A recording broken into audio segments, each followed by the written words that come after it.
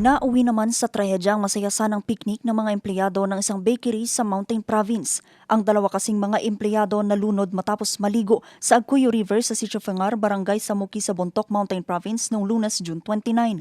Kinilala mga biktima na sila Jeremiah Jimjim Binangin-Uy, 25 anyos at residente ng poblasyon Mangkayan, Benguet, at si Jacob Tingtan, 38 anyos na residente ng Middle Quirino Hill, Baguio City. Sa investigasyon ng Bontoc Police, lumalabas na nagkayayaan ang grupo na maligo sa ilog nang humiwalay ang dalawa sa mga biktima para maligo sa mas malalim na parte ng ilog. Bandang alas past 5 na daw, hindi sila bumalik. Yes, ma'am. Ngayon, pinuntahan ng mga kasama, umakyat din sila sa may ilog, pataas sa ilog. Pero wala silang nadatnan. Mag-aalas 6 na, syempre magdidilim na, nandyan pa yung bata. Kaya inuwi muna nila yung bata.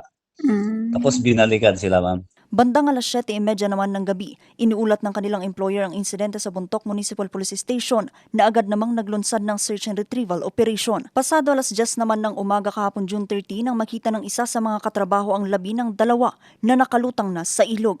Nakipag-ugnayan ng Bontoc Local Government Unit sa mga pamilya ng mga nasawi, gayon din sa mga lokal na pamahalaan ng Mangkayan at Baguio City upang mapabilis ang pag-uuwi sa kanilang mga labi.